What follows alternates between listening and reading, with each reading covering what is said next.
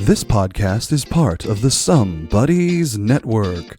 You're never alone when you've got some buddies. Hello again, everyone. Welcome back to the Best Darn Diddly Review Show. This is a weekly podcast for anyone who loves The Simpsons or ever has loved The Simpsons, hosted by two dudes that grew up on The Simpsons. My name is Miles, better known as Mr. Most Days Off, and today, well, Richie and I are basically blowing away instead of Burns, baby, and Burns. We are literally recording this right post a tornado siren going off. We had to wait for it to stop so that we could record. So we're not going to waste any time in case it comes back. I'll introduce you now, your co-host with the most, Richie the Whiz Kid. How you doing today, Rich? So are we reviewing Hurricane Nettie today? Because I feel like that would be more appropriate. Damn it, that would have been perfect. Stupid Mother Nature ruining our seriously. symmetry. What's going on out there? You couldn't get synced up with us? It's not that time of the month, Apparently I guess. Mother Nature is on a different cycle than we currently are. Oh, yeah. But as usual, man, I feel like we got plenty to talk about today. Let's go ahead and get into it. I'll throw it back to you. The man, the myth. This is the most appropriate word to use for today. The foliage. It is Miles. I know how to say foliage.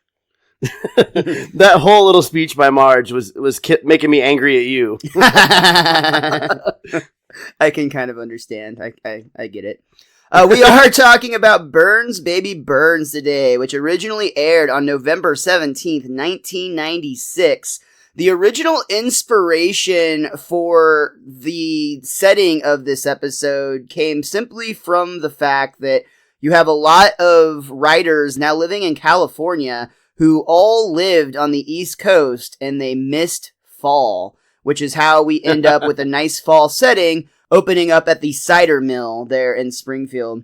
I will go ahead and say, of course, this episode does have a pretty famous guest star that we'll be meeting here shortly by the name of Rodney Dangerfield, who is a very successful comic throughout the 70s and 80s, and his career honestly kept going well into the 90s.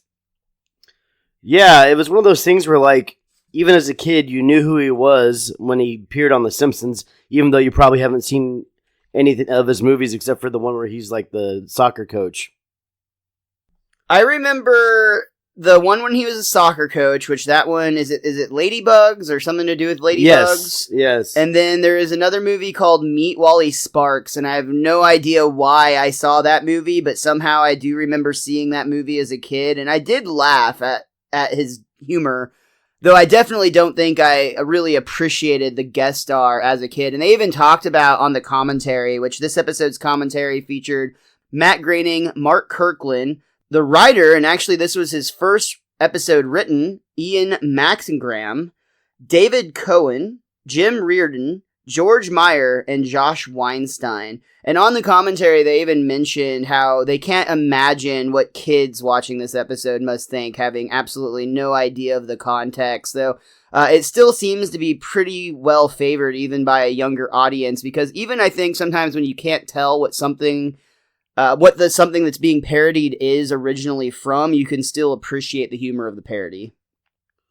See, and I guess, again, that just goes back to, like, upbringing. Like, my dad showed me who Rodney Dangerfield was, so, like, I already had context of who he was. I knew his most famous line, which the Simpsons do have a take on in this episode at one point, so, again, it's just all upbringing. My dad was a big comedy guy and a horror guy, so Michael telling jokes while stabbing Jason, I mean, that's just normal in the Richie household, I guess. See, I grew up on, like, horror movies and a lot of comedy that I probably wasn't old enough to understand, but for whatever reason, Rodney Dangerfield just didn't really get on my radar in terms of his, like, stand-up and his style of humor until after I'd seen this episode. I will go ahead and say Rodney Dangerfield did, in fact, pass away on October 5th, 2004, just 8 years after this episode aired. He was 82 at the time of his death, so he's actually pretty old during the recording of this episode as well. Yeah, see, that part I didn't realize. Usually you think of, like, the bigger comics as guys that are dying before their time, but it sounds like he had a pretty full life. You did. It definitely had a full life and a lot of fun times. I didn't mean it like that.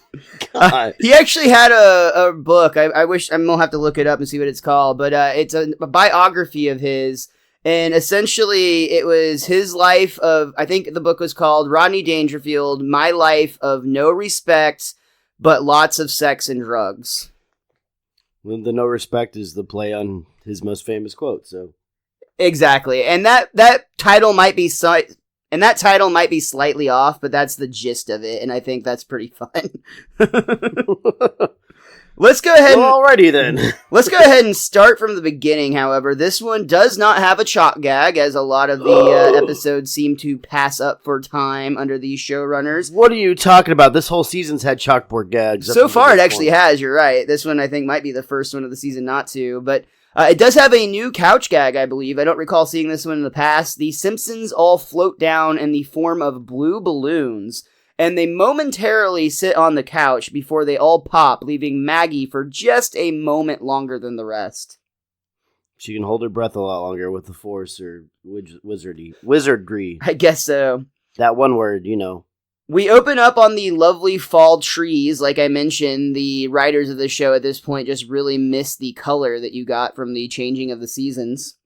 And the Simpsons are visiting the cider mill. In fact, it is the Mount Swartzwelder Historic Cider Mill, now 40% quainter. Do you think it became quainter because of naming it after a Simpsons writer, Richie? And I think it got a little more obscure because of that as well. But again, one of those jokes that if you don't know the behind-the-scenes stuff, it's not funny. But because of this show and how we go about ourselves, it's hilarious. It's the type of name that if you didn't know, like, you could easily just pass it by. But yeah, it's a great little nod to one of their their most prolific writer. I actually really enjoy the opening bit here. Lisa points out, what a perfect outing for a beautiful autumn day. I feel sorry for everyone who's cooped up inside watching the 7th game of the World Series. And Homer looks so pissed. Yeah, they won't learn anything about apples today. To be fair, this is a pretty big dick move for the family to do to Homer. You know, I'm not a baseball fan, so it doesn't hit, but, like, if I were to insert, say, like, WrestleMania or, you know, another important sport like that, I could definitely understand why that would upset people. If this would be like the Rangers and Cardinals World Series Game 7, even though my team lost, I would have been furious. Well, dude, I think you would have just been divorced, let's be real. Probably. We see that the Simpsons are, in fact, in the middle of a tour led by a ranger. And the cider mill operated continuously until 1941, when its workers left to fight in the Second World War. When they returned, the old girl was just as they'd left her, only now she was infested with thousands upon thousands of rats. Ew! Yuck! Ew! Right? And if you listen real carefully, you can still hear them gnawing away at the apples and splashing around in the toilets. And that concludes this portion of the tour. Jingle, jingle, jingle, jingle, jingle. Ugh. He, like, holds out a tip can, like, hoping for, like, that. That's his big closer, which is kind of fun to think about. Nasty cider. The tour moves on into another room, but Homer's had enough, so he tries to sneak off, only to be confronted by the Ned Flanders crew, his entire family, all wearing apple hats, coming out of the gift shop. Well, if God didn't make little green apples, it's Homer Simpson. How long have you been here? 20 of the suckiest minutes of my life. Sucking down the cider, huh? Hey, word to the wise. And he actually pulls out his wallet for a moment and shows his cider mill season pass. It pays for itself after the 16th visit. You know, most people don't know the difference between apple cider and apple juice. But I do. Now here's a little trick to help you remember. If it's clear and yellow, you got juice there, fella. If it's tangy and brown, you're in cider town. Now there's 2 exceptions and it gets kind of tricky here. And at this point we can hear Homer's brain start to kind of drone off and get bored. You can stay, but I'm leaving. And Homer's brain floats away, leaving Homer just blankly staring. Can't be yellow if they're using late season apples. And of course, in Canada, the whole thing's flip-flopped. And Homer just falls to the ground. Oh my, I better get you some cider. That's Ned's answer for everything. Apparently Homer's diabetic. Maybe. Did you notice his season pass? It was like 000001. It sure as hell was. I was going to point out the same thing. Ned was the very first pass holder, so good for him. I wonder how many of those 16 visits it took him to learn that little rememberable phrase. You know, I have said that phrase for most of my life. I don't know It why. actually is, like, I think it's mostly accurate. I don't know about any other exceptions or anything, but I do feel like that's probably close to right. That conversation will come up more often in your life than you realize. I guess I'm just not hanging in apple circles, because honestly, it almost never does. But I could see that being a useful tip if I ever do find myself, like, I guess, like, the only time that's useful if somebody is like, the cider's poisoned and the juice is clear or something. I don't know. Well, that's brown, so that is not cider. If it's yellow, you got juice there, fella.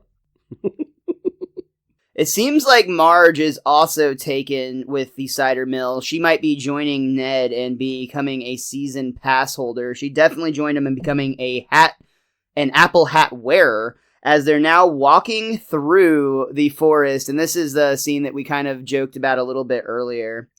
Next to spring and winter, fall is my absolute favorite season. Just look at all this beautiful foliage. It's not foliage, Mom. It's foliage. Foliage. That's what I said. Foliage. It doesn't take a nuclear scientist. You said it right.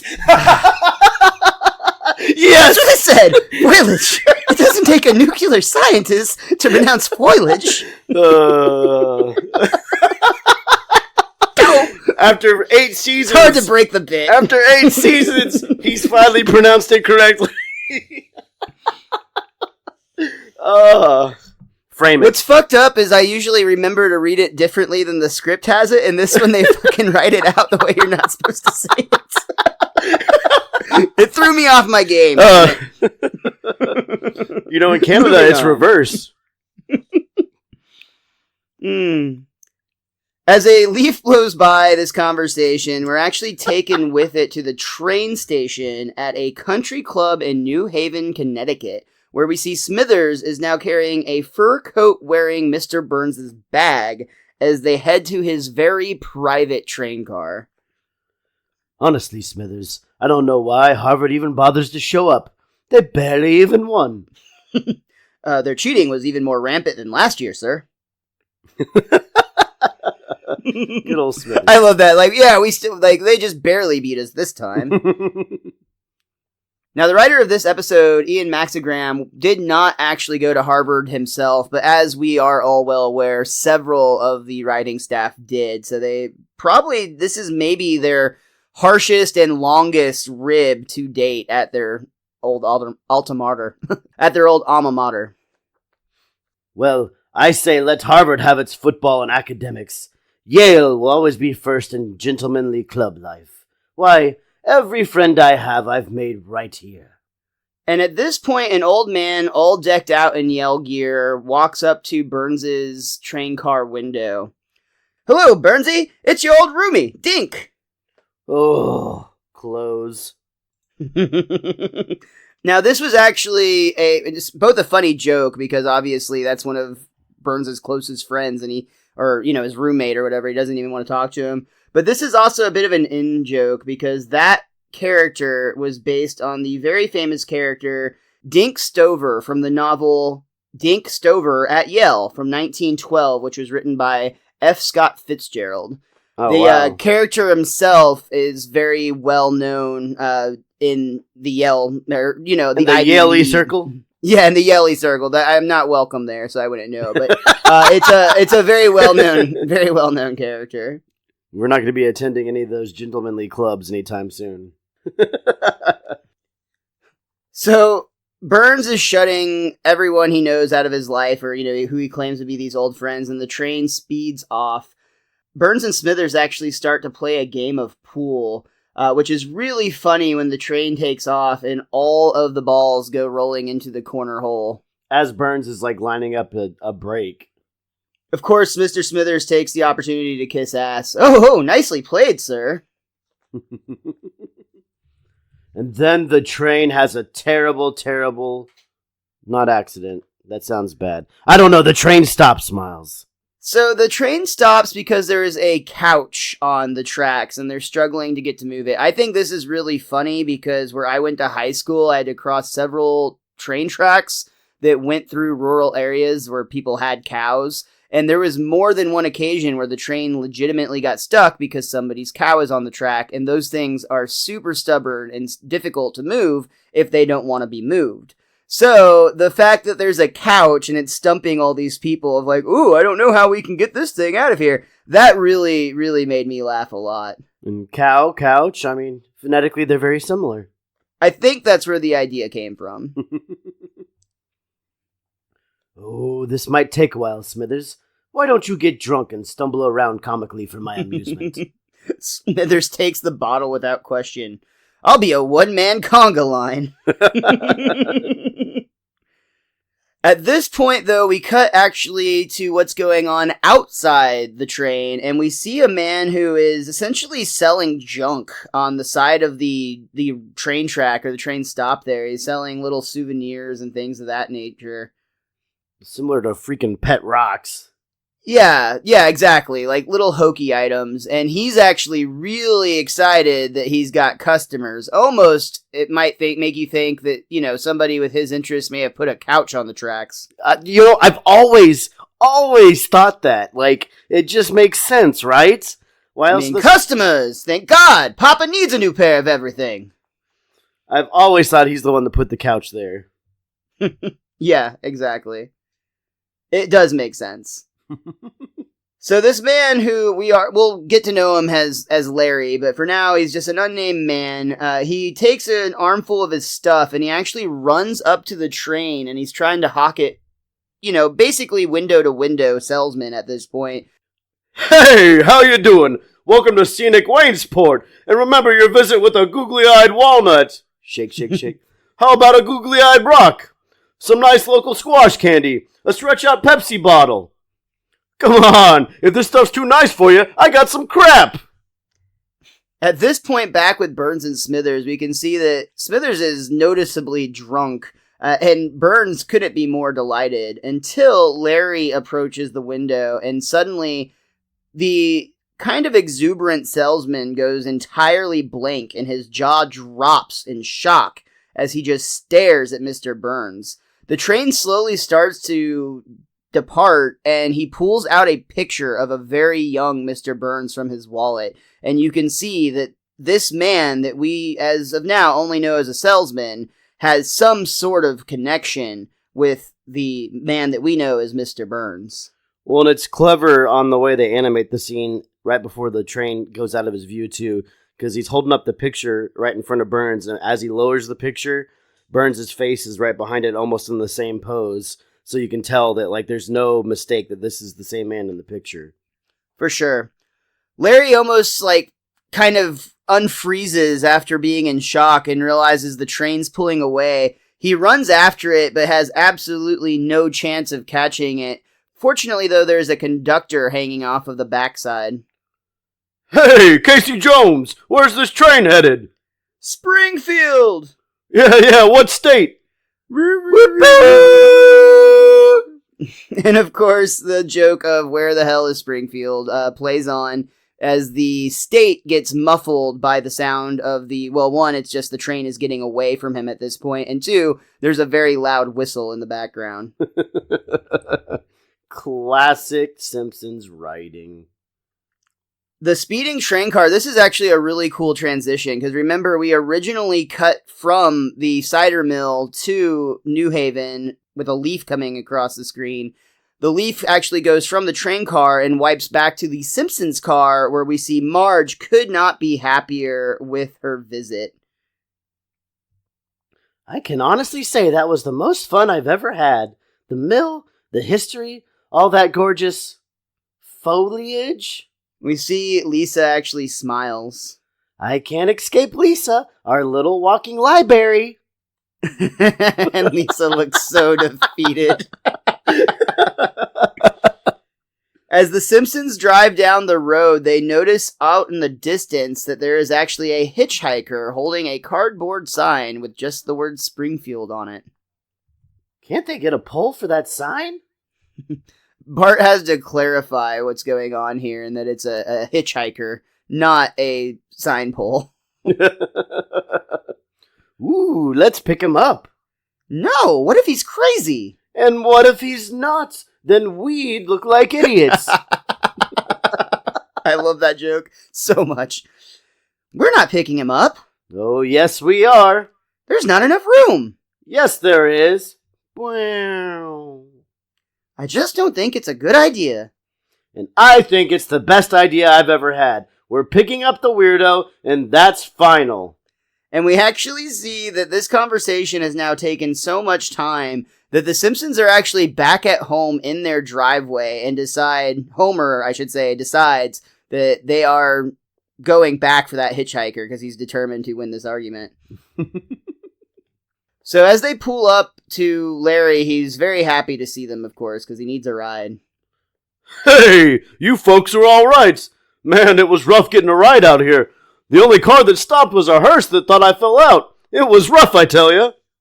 And this is where we definitely can tell that this is the legendary Rodney Dangerfield that we are going to be hearing from throughout this episode. But we'll talk a little bit more about him in the second act.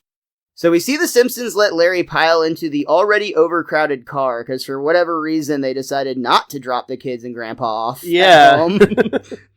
So everybody's kind of scrunched in the back, and I like that Marge has to warn him not to sit in an apple pie.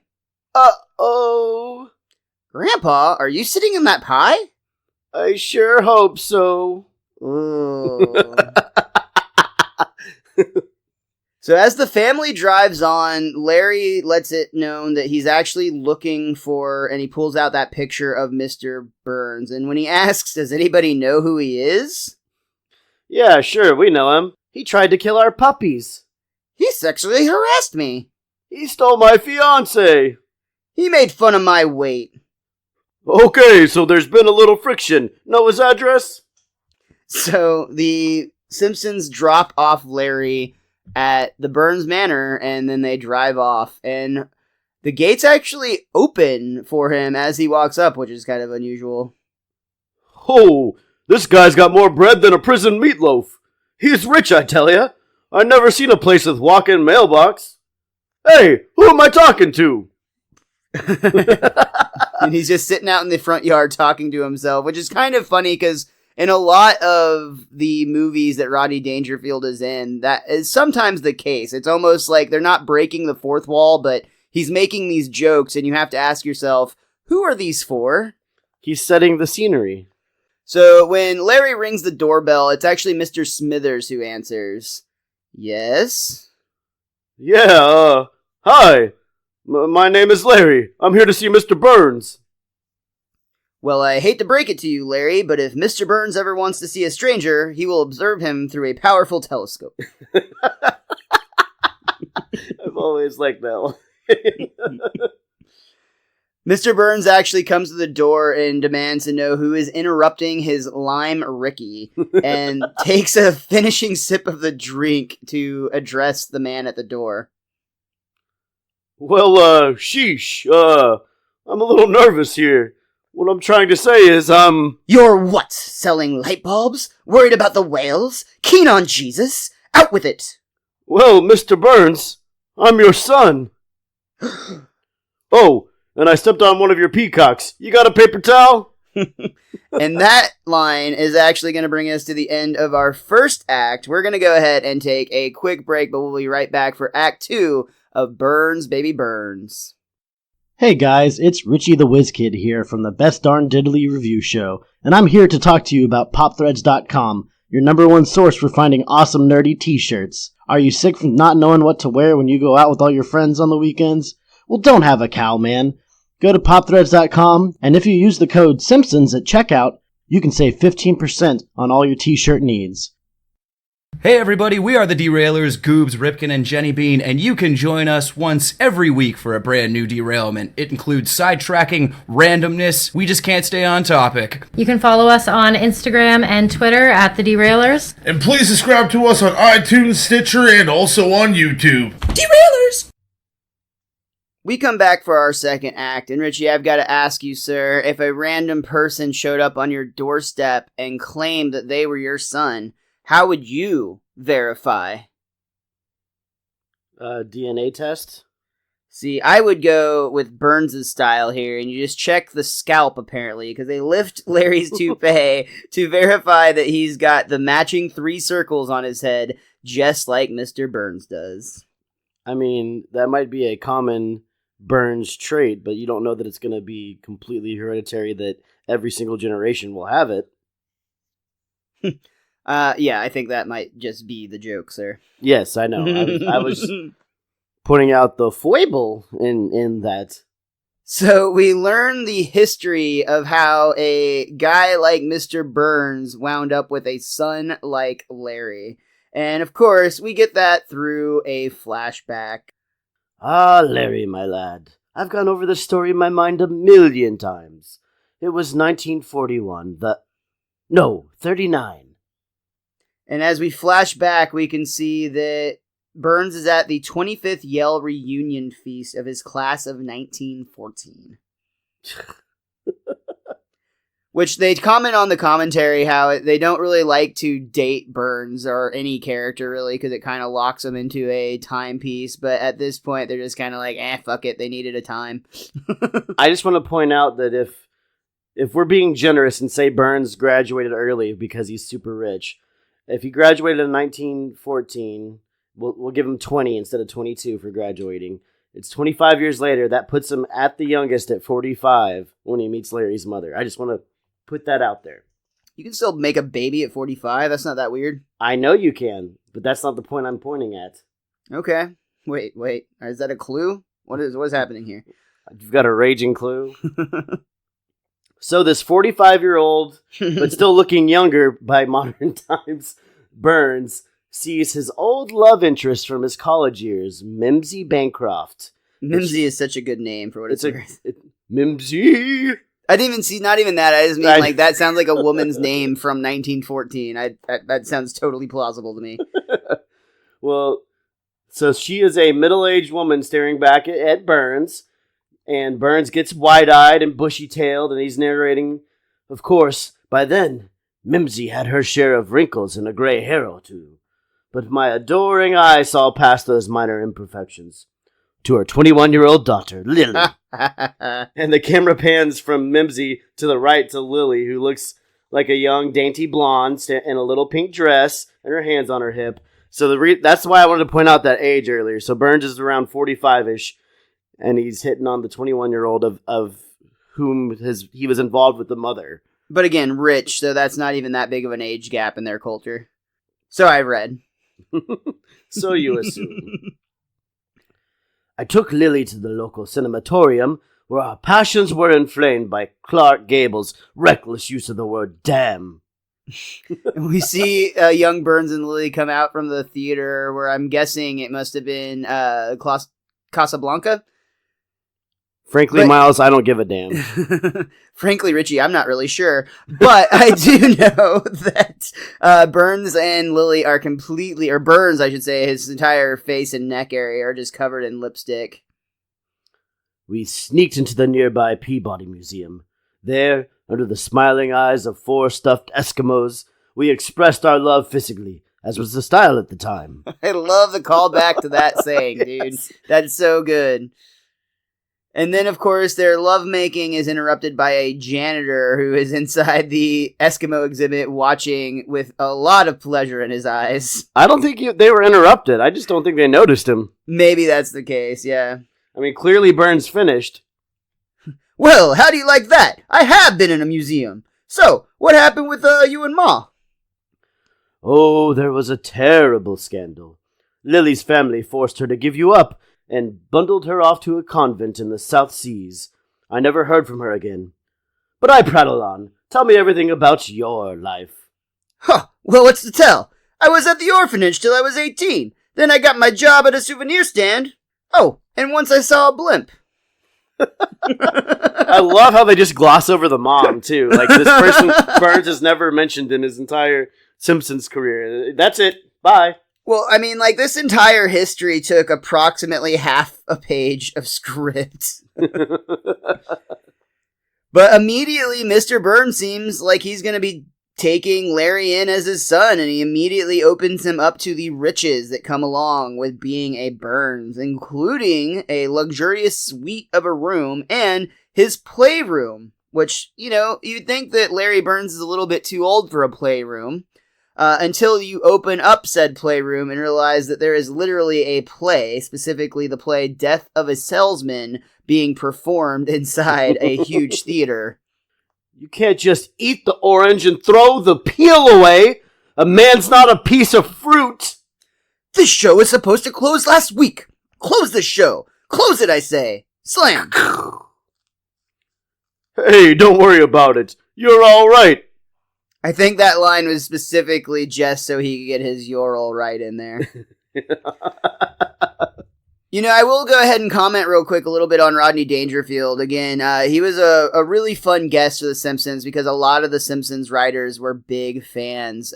He had been in movies such as Caddyshack, which is inspirational to a lot of comedians that grew up in or watched that movie of that age, you know. Matt Groening, oddly enough, actually on the commentary specifically said that he thinks that he's just a little bit too old to appreciate Caddyshack because the Gophers just drove him nuts. And he actually said that he never finished the film, which will be relevant at the end of the episode.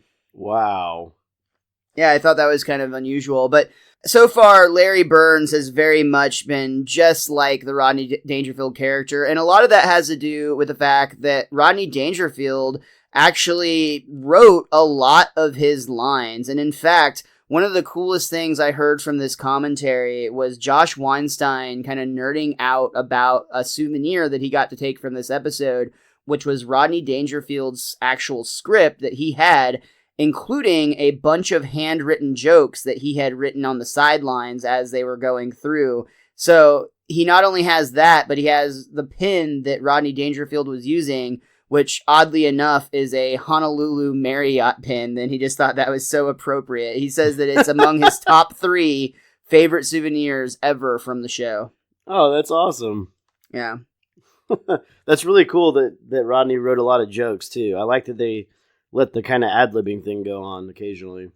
Yeah, and a lot of times it was there were certain times where he would literally say, hey, this should have a joke, and he'd write a fresh one, but there was just a lot of little tweaks and things of that nature, too. Like, a perfect example is in an upcoming scene, he says the word, like, yak, yakety, yak, and originally it was just written as yak, and I know that doesn't sound like much of a difference, but it really played much funnier when you let him kind of do his rambling a little bit. And I think that just comes from a comedian like Rodney Dangerfield, as old as he is at this point, his late 70s. Clearly, he is very familiar with his own voice at this point.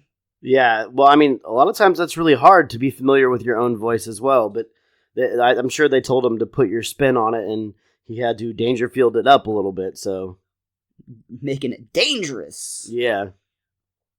In the next scene, we cut and see that Homer is sleeping on the job once again, as he usually does, only this time when he wakes up, Larry is sitting on the chair behind him, and Homer immediately starts to panic. I mean, it's the boss's son in his office, or his station at Sector 7G. Of course, Homer's going to panic a little bit. And he actually throws an unfinished jigsaw into the bag or box that it came in that was covering up his work panel that didn't even appear to be on. Yeah, he hit a button to start it. Really fun bit from the animation department on this one. As you watch this, most people, myself included, think that that is a puzzle of the very popular character Snoopy from the Peanuts comic strip, but It actually is not. It was specifically drawn in a way that if you freeze frame it, it doesn't look like Snoopy at all. It's just drawn in a way that as it flashes by, it does appear to have that kind of resemblance, and it's so quick that your brain kind of just immediately cuts to that. But if you actually freeze frame it, it is not Snoopy, and that was done very intentionally. No copyright infringement here. Exactly. So, Homer's a little bit nervous, as you might expect, but Larry is very quick to calm his nerves. Oh, relax. I don't want to work. I'm so lazy I took lessons on a player piano. Wow, that's really lazy. Lazy? You're not kidding. Why, I'm like a rug on Valium. I'm talking lazy. So lazy. And you can see Homer's got like a twinkle of admiration in his eye. And actually later while he's eating dinner, he's actually talking to the family, specifically Marge. And Larry and I have so much in common, Marge. Way more than you and me. If I could be stranded on an island with anyone, it would definitely be Larry. I think we've heard enough about Larry Burns for one evening. Why? It's not like anything interesting happened to anyone else today. And this is another just great joke. As we pan across the family, we see that Bart is examining a very large diamond. Lisa has her left arm in a cast, and Maggie is wearing a sash that says cutest baby. And the best part is the smug little look she has on her face. Like you can tell she's proud of that W. She knows about that W.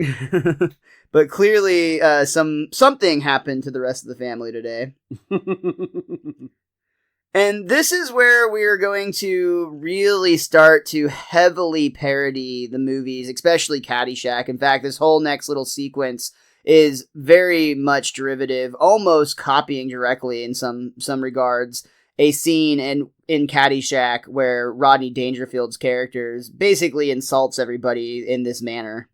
Burns is trying to get him to understand high society and bring him along a little bit. He wanted an heir a few seasons ago. So he's kind of got one in waiting now all of a sudden.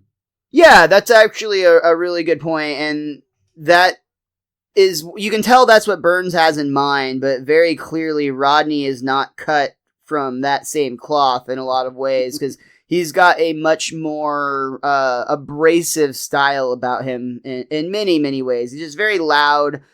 He's very kind of touchy, and like a slap you on the back sort of way, not in like a weird way, but like for example, when we meet our first debutante, it's a woman who is very excited. Oh, Monty, this must be the son I've heard so much about. Larry, you must meet our daughter, the debutante. And we see a woman who is dressed very nice, but not nice enough to cover up her ugly. She came out last spring. Whoa, put her back in. She's not done yet. And that's probably the most iconic or memorable line in a lot of ways from this episode. I know that one it kind of really speaks to the comedy of Rodney Dangerfield. It's like kind of roasty, not too far over the line, but definitely a little bit mean-spirited with like a laugh at the tail. It's almost like a shot of mean with a chaser of like laughter. It's something you would never say to somebody's face, that's for sure. That's kind of his whole pop, yeah, exactly. His whole shtick. There's several other examples, like he also meets an elderly gentleman and he says something along the lines of like, I hope to look that good when I'm 200. And then also the chef, the guy's making, I think it's just like fried chicken, isn't it? No, that's what they eat at, shrimp. It is shrimp. They eat fried chicken at like the fancy dinner at the Burns home later, though. I thought that was funny. But yeah, there's a big thing of shrimp, but the chef definitely looks like Chef Boyardee. Hey, I'm kidding. Relax. Hey, give my regards to Mrs. Boyardee. And everybody is just getting very frustrated with his sense of humor. Well, that's also like after he pulled up a chair behind the buffet line area. He's like sitting at the serving table. Oh my god, yeah. Eating all that. Called Smithers Chuckles. Which and what does he say is like the price is right and the quantities are... I mean, the food ain't great, but the portions are terrific. That's what it is, yeah. Again, something that you generally would not say out loud. Yeah. But it's very accurate for a setting like that. For sure. Yeah, 100%. I mean, to all the clubs we've been to, that's how...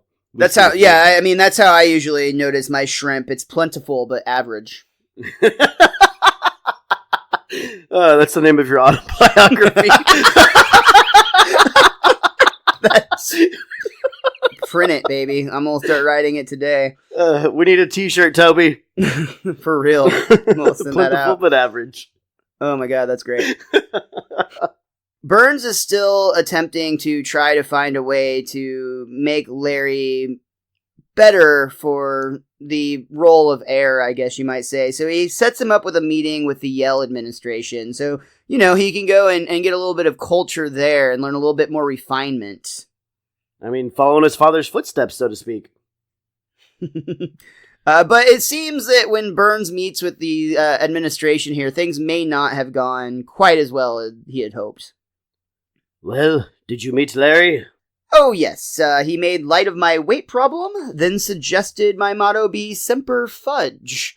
At that point, he told me to relax. How were his test scores? Let's just say he spelled Yale with a 6. I see. Well, Oh, I just remembered. It's time for my annual donation. I wonder how much I should give. This is so slimy because this is how it actually happens. Yeah? Well, frankly, test scores like Larry's would call for a very generous contribution. For example, and he actually pulls out a book, dude. This is actually my favorite joke, is the fact that they actually make the idea that there is actually a list of how atrocious you are as a human being and how much of a donation it will cost to get you in. Again, because it's probably funny because it's true. But according to this book, for example, a score of 400 would require a donation of new football uniforms. 300, a new dormitory. In Larry's case, we would need an international airport. Yale could use an international airport, Mr. Burns. Are you mad? I'm not made of airports. He kicks them out and peeks in at the monitors to see what's happening with his son in 7G. And unfortunately, there's just a sign sitting on remember, this is the safety inspector's desk, and it just says, "Gone drinking."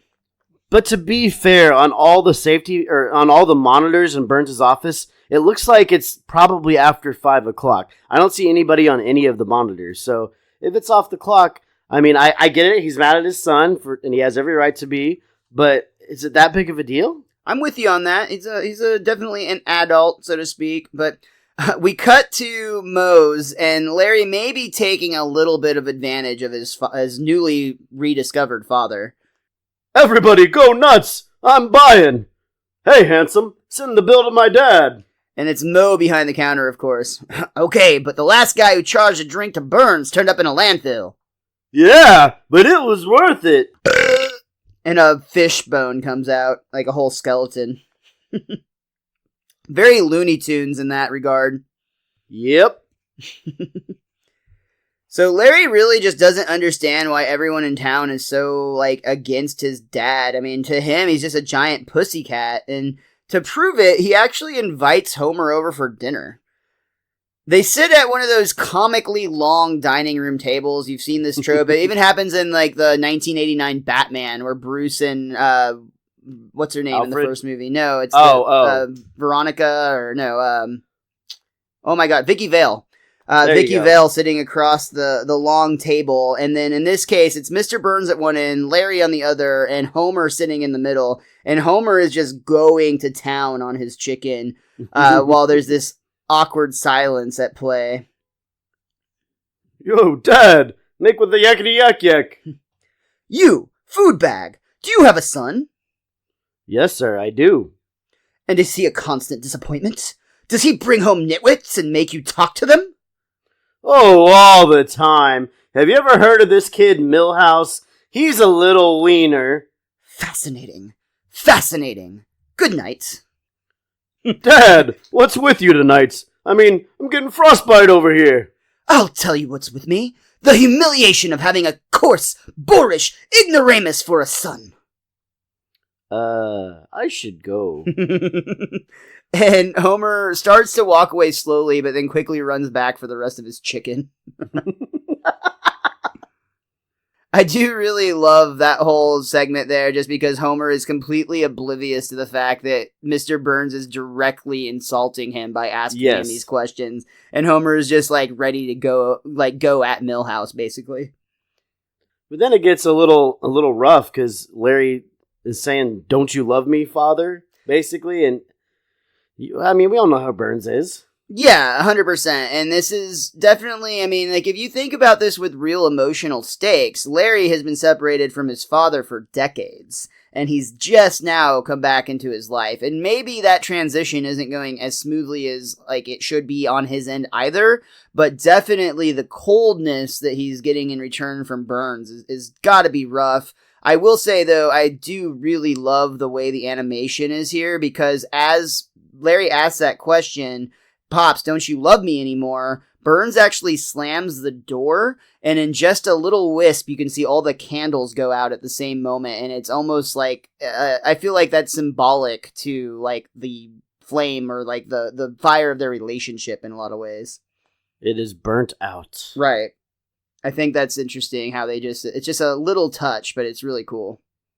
Sheesh. Dad and I, we started out great, but now it's fallen apart like a Chinese motorcycle. It's so unfair. You're everything a dad could hope for.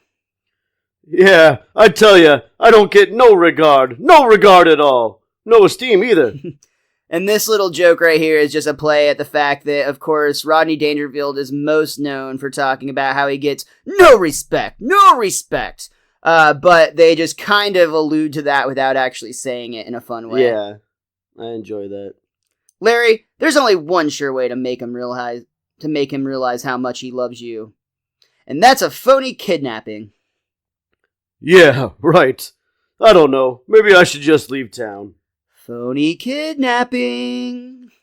Nah, I know what I gotta do. I gotta clean up my act. No more joking around all the time. No more slacking off at work. And most important, no more booze. Slam! Glass breaks as he throws down his bottle.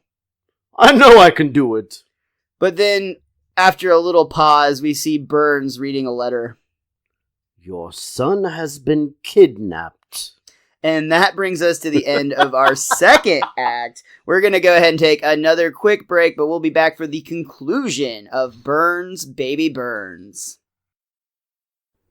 Hey guys, I'm here to talk about a serious problem today. One that can affect us all, but it's also a problem that can be fixed with everyone's help. I'm Richie the Whiz Kid, and I'm talking about podcasts. So many podcasts in the Somebodies Network need your help. They are being malnourished. Some are living in terribly harsh conditions, and some are Canadian. But with your help, a corner can be turned for these poor podcasts, especially in regards to Best Darn Diddly. You can go to popthreads.com and use the code Simpsons at checkout. Or you can buy Best Darn Diddly merch at tpublic.com. Most importantly, you can go to patreon.com/bestdarndiddly to donate now for as little as $1 a month. For less than 4 cents a day, you can bring a smile to these poor podcasters' faces. So let's work together to end the poverty of these podcasts. Let's be honest, you were probably just going to get a Krusty Burger with that $1 anyways. Cut to the pictures of starving podcasts.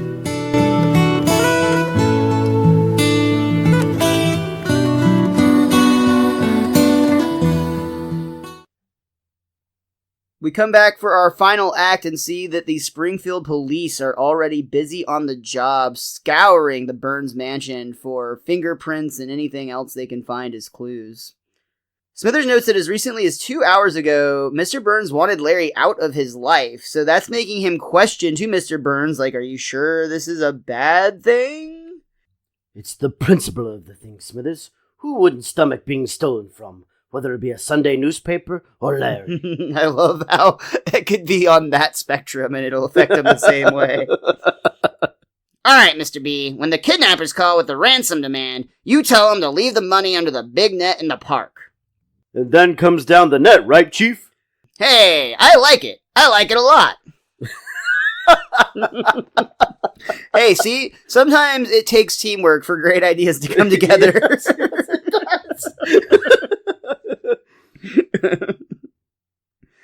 So, back at the Simpsons home, it looks like maybe the Mr. Burns isn't the only victim of this theft spree, because Marge walks around the house and sees that all the furniture, including the TV, is gone, Rich.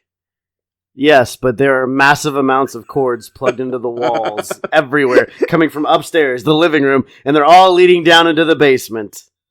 There are so many cords, dude. Like, what are they powering down there? How is the house even on at this point? We can see that Larry Burns is now in the basement with both Homer and the Simpsons kids watching TV on the basically relocated living room furniture that's now firmly in their basement, right in front of the giant tiki head that they got in season 2. The Olmec Aztec head, yeah. Yeah. That thing keeps popping up in the basement. They do. They like to keep it there, which is really cool. Kind of a running Easter egg. It's the biggest Easter egg I've ever seen. Marge is very confused, wondering why everyone's in the basement. Why is the hitchhiker here? Is every drifter we meet going to move in with us? Of course not. We'll decide that on a drifter-by-drifter basis. So Lisa introduces Marge to Larry. And I love Bart's like, he's great at pointing out everyone's foibles. Hey, how are you doing? Oh, look at your hair. What happened? You saw yourself in the mirror? He's kidding, Mom. But seriously, I'd love to have hair like yours. I just can't get the zoning permits. Hey, that reminds me, Mom. Buckingham Palace called. They want their hat back. Mm. Hey, kids, how about a hand for your mom? She's all right. And everyone does a polite, audience clap for Marge at this point, as if he had just roasted somebody in the audience at one of his stand-up shows, only Marge didn't sign up for this, though she did seem very flattered. Oh, yeah, thank you. That's a good way to turn it. Which, to be fair, Miles, nobody likes a comedian. For sure. I think it's really funny how the kids are already so clearly influenced by Larry. Yes, instantaneously. And here we get another callback. And here we get yet another callback to such a wonderful Burnsism, as the phone does in fact ring at the Burns house. Ahoy, hoy. And speaking through a kazoo, we see, "Hello, Mr. Burns. This is the kidnapper. Do you miss your son?" Yes, I'm missing one son. Return it immediately. "If you really love Larry, prove it. You can have him back today." Oh, how much proof do you need? 5,000? 6,000? I swear that's all I've got. "Don't you care about your son? This is more important than money." More important than money? Who is this? Just a second. Click. So, this is a great sequence. I love the imagery of Homer talking through a kazoo.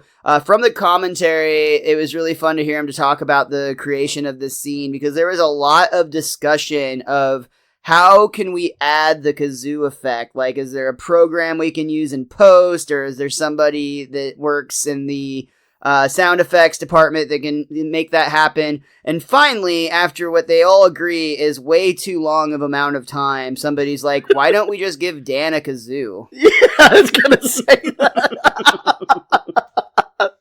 Oh, that's hilarious. So, of course, this phone call was being tapped by Springfield's brightest, and we see Wiggum is very pleased because they were able to trace the number. Sure did, Chief. 555. Ah, jeez, that's gotta be phony. He throws the paper into a fire. So no chance of getting that one back. I love how this is like kind of pseudo-meta in a way, because it's a TV show making fun of the fact that that's the fake TV show number, which the 555 number was actually started in the 1960s and was specifically directed at basically the entertainment industry to have a way of not having people get randomly blown up with random phone calls. That means that Wiggum is smart, somewhat. Back at the Simpsons home, we still have everyone locked up in the basement. Lisa and Bart, for some reason, are playing Pai Gow, even though Bart is very upset and just wants to know why they can't play Kwang Jong. Which I love that those are it's funny because obviously those are games that most people have no idea how to play. But the way that they say it so effortlessly means they've played it numerous times. Though at this moment, we actually see on the news, Kent Brockman is reporting live from a news chopper that is currently spiraling the Simpsons home. And actually, at first it's at the Burns Manor, I believe, until the end of the segment. Marge is very disturbed because she did not realize until this point that Larry was in fact technically being kidnapped, even though obviously it's a hoax. And she demands that Homer takes Larry back to Mr. Burns immediately before he gets in trouble.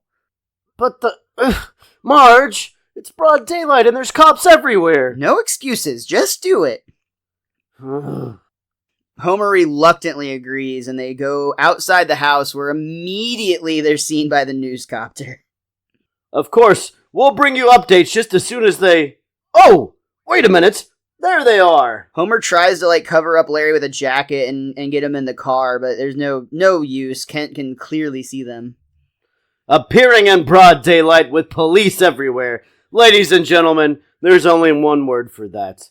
Idiocy. And Marge groans as she overhears this on the television. Homer was right. So Homer and Larry are now on the run, and they're looking for a place to hide. They start with an abandoned warehouse, but inside there's actually people busily working, so it's not as abandoned as they originally thought. Oh! Stupid economic recovery. It's a good joke. I also like right before that, when they're running, they both try to jump to climb a fence, but they're both so fat that the fence just falls over. Yeah. With their combined weight, there's no chance. Yes. Next, we see him duck into a costume shop, and moments later, we see a man dressed in a gorilla suit and one as an organ grinder come out inconspicuously. And the owner waves them farewell after making their purchase, walks back into his shop, and then immediately goes to the restroom where we see Homer and Larry hiding inside. Another just great joke. Obviously, the bit is that you expect them to be in costume, and they went a different direction. But the shop owner is like, hey, either rent a costume or get out of here. And this movie coming up, Miles, my goodness.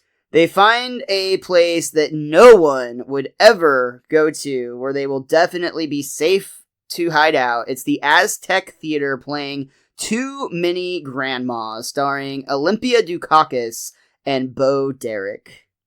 Drive faster, Grandma. Grandma's gaining on us. And this, obviously terrible movie, but the fun begins when we see Homer and Larry are just having a great time together, laughing it up, being very loud and obnoxious, but who cares, because, right, they're the only two in the theater. And Homer's like, they'll never look for us here. Yeah, this place is emptier than a Scottish pay toilet. And then, lo and behold, from behind them, out of nowhere, Hans Moleman appears. Shh! Some people are trying to watch the movie. You don't like it? Call the cops. And Homer actually throws popcorn at Mole Man. So literally just pushing all of the buttons. And that's exactly what Mole Man does. He excuses himself to the auditorium, and moments later the police arrive. So Homer's plan would have worked perfectly if he would have just not been such a prick about things. Well, and I feel like Mole Man must have been up on the news because Burns and Smithers show up. I mean, or he just gave the most in-depth description of the two men possible because everyone's there. Well, I think that if you were on the lookout for two men that fit like an elderly man and a middle-aged man, both overweight, and then you get like this report from the theater, I feel like there's a good chance you would be like, yeah, we should definitely check that out. Yeah, it's like a tip. At this point, we see that Marge and Bart and Lisa are all watching the news at home, and they're very worried about their father, who is now technically involved in a police standoff. And I will point out that there is a lot of references to some famous police standoffs that have occurred in theaters over the decades. And one of those is John Dillinger. Another one that's a little bit more near and dear to our heart, no, just more locally famous, is Lee Harvey Oswald, who, of course, who of phrasing, course Miles. ran to the Texas theater and tried to hide after he allegedly shot John F. Kennedy with that bullet. The curvy one, according to some podcasts we know. Oh, give yourself up, homie. No, Dad! Shoot your way out!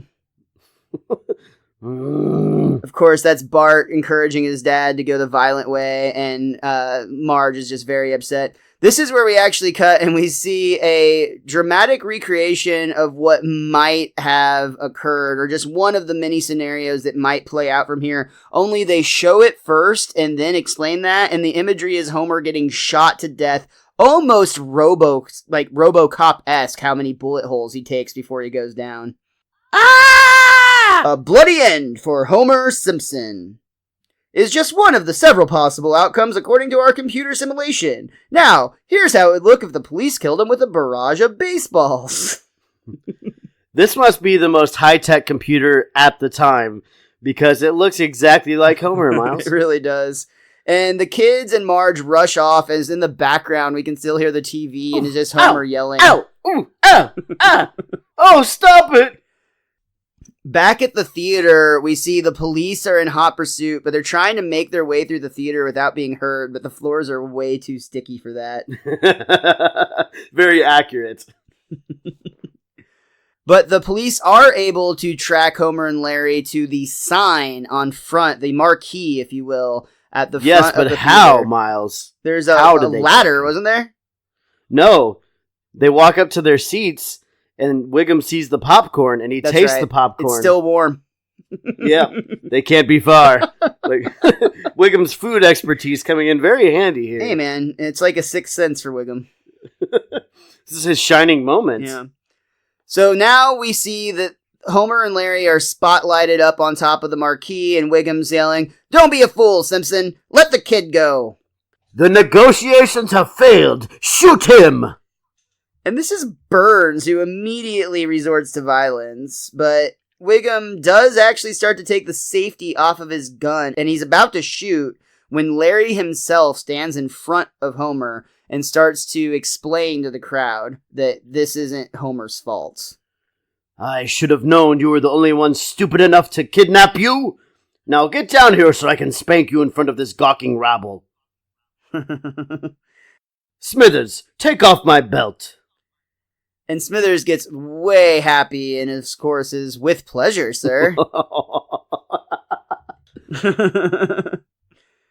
Homer then tries to plead his case. Maybe we did a fake kidnapping, but is that really such a crime? Yes. All your son wanted was a little attention, a little love. I'm a father myself, sir. And sure, sometimes my kids can be obnoxious. Bart glares at him. Or boring. Lisa glares. Or stinky. And even Maggie glares. But they can always count on one thing. Their father's unconditional love. And then they're coming down on the crane, and Homer runs and hugs his family. Yeah, and this is another one of those, even though we're in the middle of a very serious ordeal, this is where The Simpsons injects that heart into the... It's a ridiculous situation that they find themselves in, but they still find a way to ground it. I still don't see how they can reset at this point. I mean, it's going to take some out-of-nowhere act here to get everybody on the same page.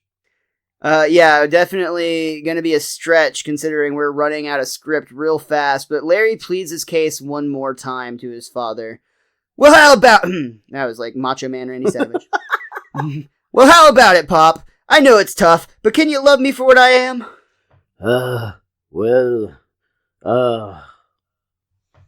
Hug. There, sonny boy. I suppose I have been a bit. Oh, no, I can't do it. It's just not me.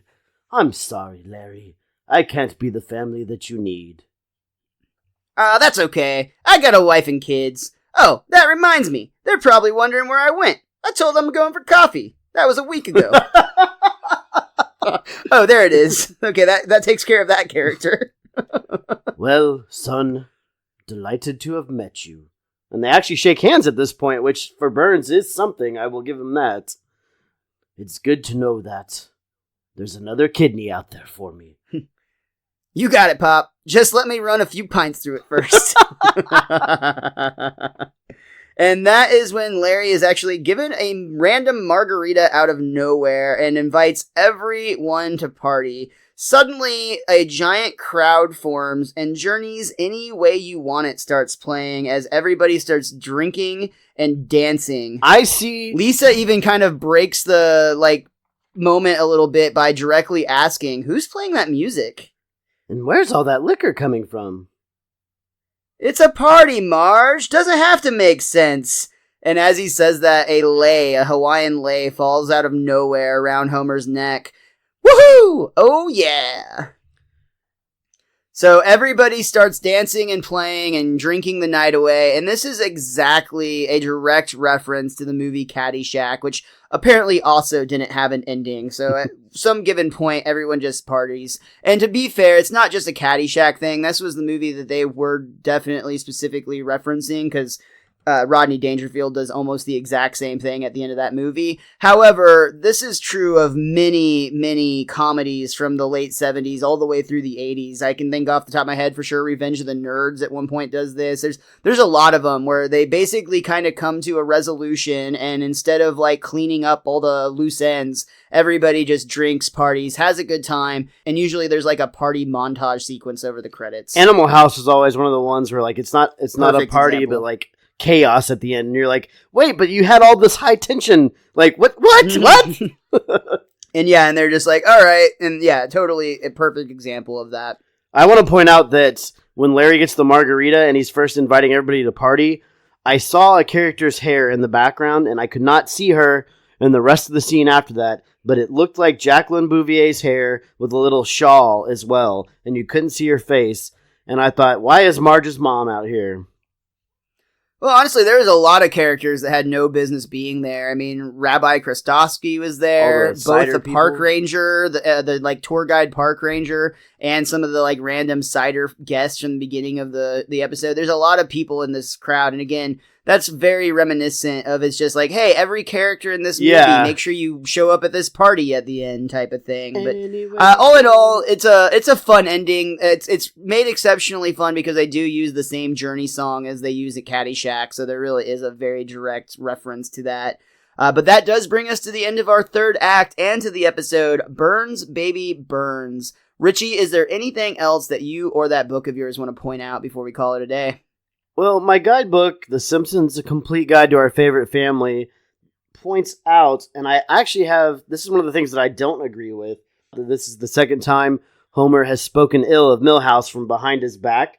Back in Homer Defined, Homer referred to him as that four eyes with the big nose, which, just a few episodes ago in Summer of 4'2", he actually badmouthed him to his face, calling him Poindexter, But besides that, this is always a fun episode, man. I like the aura or the charisma, I guess is a better way to say it, that Rodney Dangerfield brings into The Simpsons, and I just always wanted to know what happened to him. I even if they just say his name in passing, I always wanted to just hear him mentioned once again in the future.